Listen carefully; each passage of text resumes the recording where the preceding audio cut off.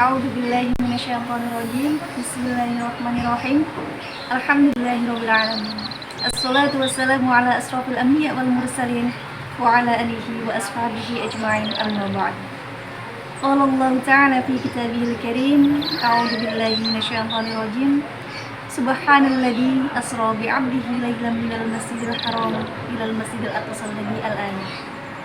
Sahabat saya semuanya, kitab Al-Qur'an memang bukan kitab sejarah, tetapi di dalamnya diceritakan banyak sejarah. Yang salah satunya adalah peristiwa Isra Mi'raj Nabi Muhammad SAW. Ayat tersebut diawali dengan kata subhanalladzi yang dalam ilmu balaghah dinamakan dengan ijaz. Kata yang redaksinya sederhana tetapi mengandung makna yang padat. Dalam kata lain, Isra Mi'raj bukanlah kejadian biasa, melainkan kejadian yang amat sangat luar biasa. Adapun kata subhanalladzi kenapa dipakai untuk mengawali ayat tersebut adalah dengan menunjukkan eksistensi Allah dan yang harus kita terapkan dalam kehidupan sehari-hari. Menggunakan kata-kata mulia, mengucapkan kata-kata baik, kata-kata santun yang bisa menambah amal kita. Sahabat saya semuanya, banyak ibadah berat dengan modal yang berat juga. Seperti contoh haji.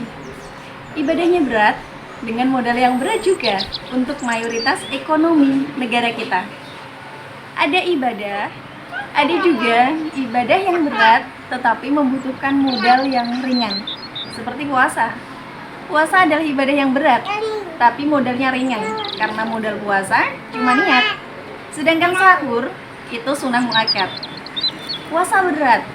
Kenapa bisa berat? Bukankah puasa cuma menahan lapar dan haus?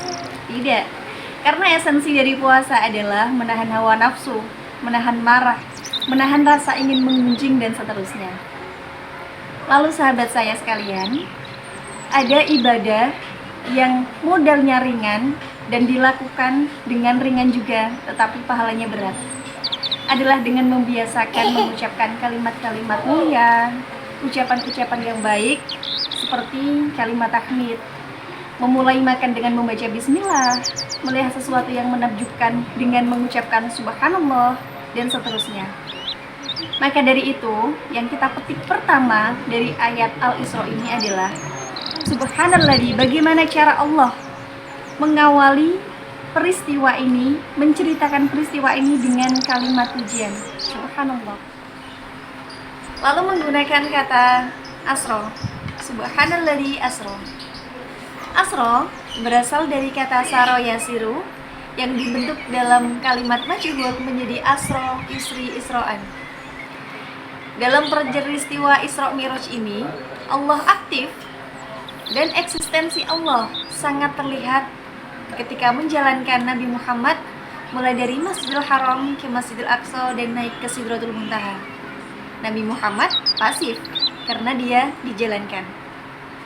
Betapa sesungguhnya kekuasaan Allah sangat terlihat dalam ayat ini, meliputi segalanya sampai Allah mampu menjalankan makhluknya, hambanya, yaitu Nabi Muhammad dalam perjalanan yang sebegitu menakjubkan, kurang dari sepertiga malam. Ya. Dalam memahami peristiwa Isra Mi'raj ini, terlebih dengan kata asra, kita tidak bisa memahami dengan akal intelektual manusia, tetapi murni kekuasaan Allah Subhanahu wa Ta'ala, sehingga peristiwa ini bisa terjadi. Sebagai contoh kecil, misal ada semut masuk ke kantong baju saya. Lalu saya berpergian jam 9 pagi dari Lamongan ke Surabaya. Jam 12 siang, saya sudah kembali lagi ke sini. Lalu semut turun dari kantong baju saya dan menceritakan kejadian ini kepada teman-temannya.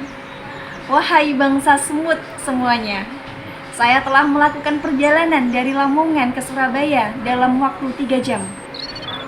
Lalu semut-semut yang lain pasti akan tidak percaya. Bagaimana mungkin dengan jarak yang begitu jauh, dengan tubuhmu yang begitu kecil, kamu bisa melakukan perjalanan dalam waktu 3 jam? Kejadian tersebut juga dilakukan oleh Nabi Muhammad SAW. banyak kaum dari bangsanya yang tidak percaya bahwa Nabi Muhammad SAW telah melakukan perjalanan dalam waktu kurang dari sepertiga malam.